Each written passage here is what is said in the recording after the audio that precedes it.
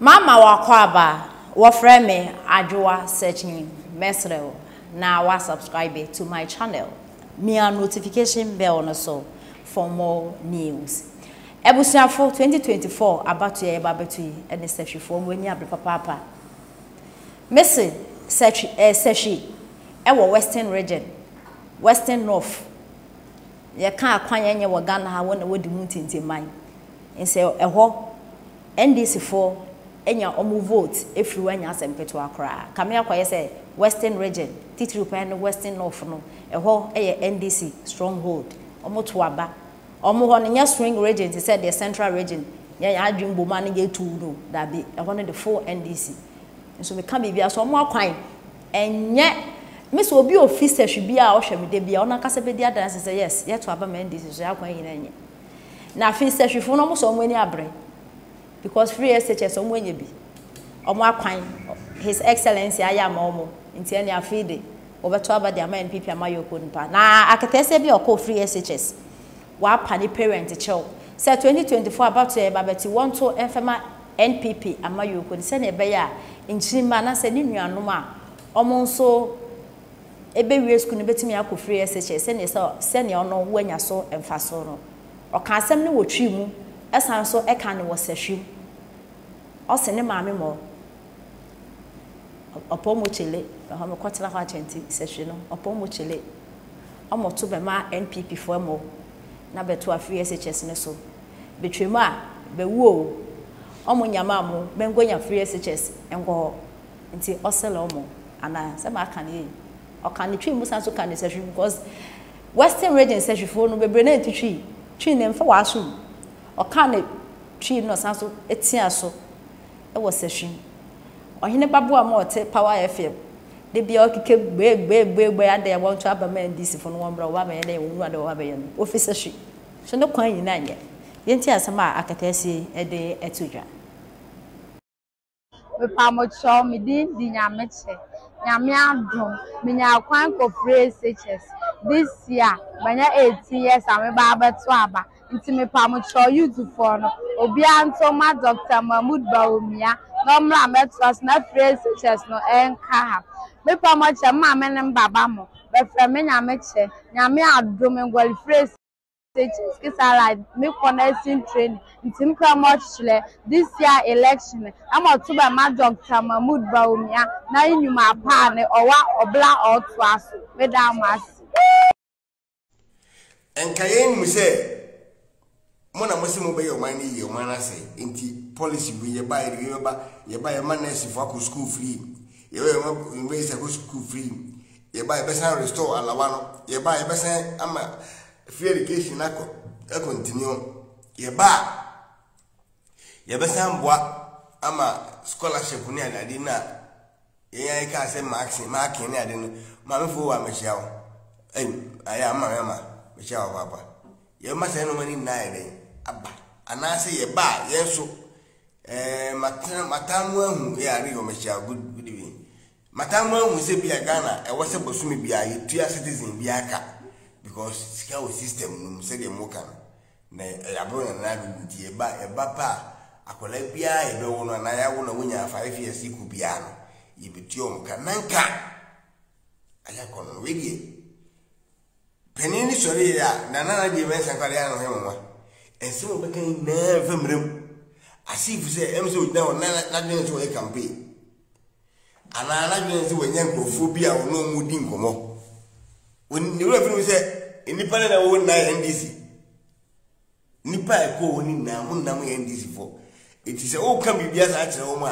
e dey na wo be so kan e so ka dia Ghana fo be jetum na yebe hu sa de we di ankoba na sa nemu asidu nketia ko ya godo level say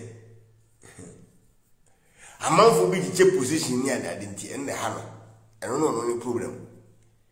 nti o check se de be ya wo mo ayenya nto oba o ma sisi position ni ade na o ka kire o say game no enya nye over it means say o mo ka already no wadia tumu se o mo ka sa o mo wadia tumu se enya de o metimedi nkurim because onwe se din ketia ha kwan ni schools aban we ya Bibi no beti mama nkofo akase ko to ba de tia omo mbeto tia de ombeto tia because Ghana na yewo no yewo mwa ani we nipa me yasene baby idea me yindiga manya video be very interesting ba kasa video de kasa ko timbo ne na obi amomo se yen na ye de se ye dwen o man no ye de mo na mo dwen o man no ye de yen o man no afiri o si omo ba ana se omo nkoma koma omo nya de omo ye no kura ni position no na omo nkonko chim wa ne mra ofori me jamanya yen ko chim wa no emo an he for Ghana fo nti isi omo na da ene adefa ene ntro e ba ba chim adwene mo na wo ye mo ara eduansa ya bo ane de wodo mu bekom no ache wo chi wi a afa ne egosi ukuso na fe o ma che na mo nti o mu nyama ye no mte position no inso so mu di new team bi ba e be sonko fa kuma na se ndi ye ba no de o mu dwen ye power to me say o mu ba be tra kunya so na wo want me ankasa na wanye bibia e kwaja ye ma o kapre sana o peso kire se base wanye hwe na se munya akwanya na dia wo nka ho nti obia ensori inso so bekete o mo kwanya wi na se shia ye we na munim se ye dia ba ye university free ye be ye technical free ye be ye ebia university free said you also be private schools no so free no na ke na e tinya boy ensem na ke ni je no opepa atitim go na o hwe no mu ni ensem am go kika o ba o me ka se wi em ko mo di eteki 2 weeks na mo busuti radio station TV station ahoro e tin e won twetwe de mudu mutiko ha na mudu mutiaba mudu mutiko ha mudu mutiaba adanya ena krokrachim ena krokro because matimi atwantro anana aye gufa aye benze ba mu yasa o kan na eniti na aye benze maria makobodu eniti wa waste time for 3 hours ye nyamfa so bia bia mfim bati obi a otie bibia ka ehun se papa ni make sense nemfa so die be ba bo man doso ba me no me nu nke no kra ne pese tem bia isi aban na so trust nti wa ben na mo sisi a wentimi anka hwo wa kosia ahia dom ya man big platform I was Ghana phone na ka ho eneno ka ha no ene be ma opportunity na mo de be ewi ni power na de etimi aba ankoba ni sa nemo eba where is he ana we na isi ana we ni isi afidie omo be chi na de omo fi bia ansa na ya ka che se wo obua na e kwa hayo nti beje ofa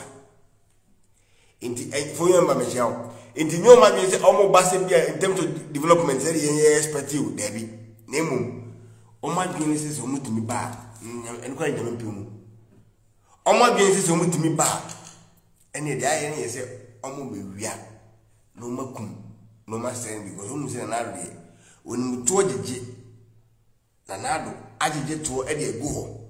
na nado aye nyu papa de egu ho nti omo ba no